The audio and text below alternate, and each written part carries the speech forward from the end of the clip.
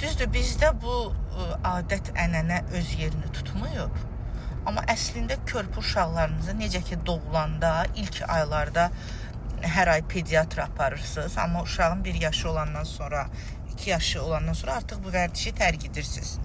Amma əslində siz uşağınızı hər il bir dəfə pediatr, bir dəfə nevroloq, bir dəfə cərrah, bir dəfə göz həkimi, fərqi yoxdur. Bunlarla bərabər ildə bir dəfə də psixoloq müayinəsindən keçməlisiniz. Yəni bu o qədər rahat bir şeydir ki, yəni hətta olur ki, endirimli vaxtlar olur və ya ödənişsiz hansısa bayramla əlaqədar vaxtlar olur.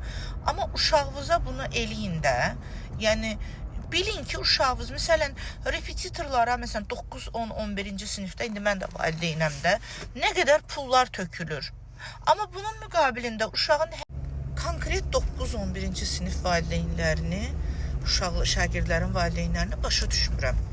O qədər xərc çəkirsiniz, repetitor tutursunuz, uşaq bütün günü yollarda qalır, o qədər məsuliyyəti alırsınız boynunuza.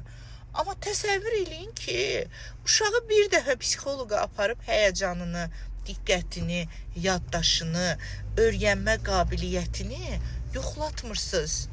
Bəs bu qədər xərc çəkirsiniz, sonra da gedir imtahanda ya həyəcanlı olur, ya sürüşdürür, ya özgüvən əksikliyi olur.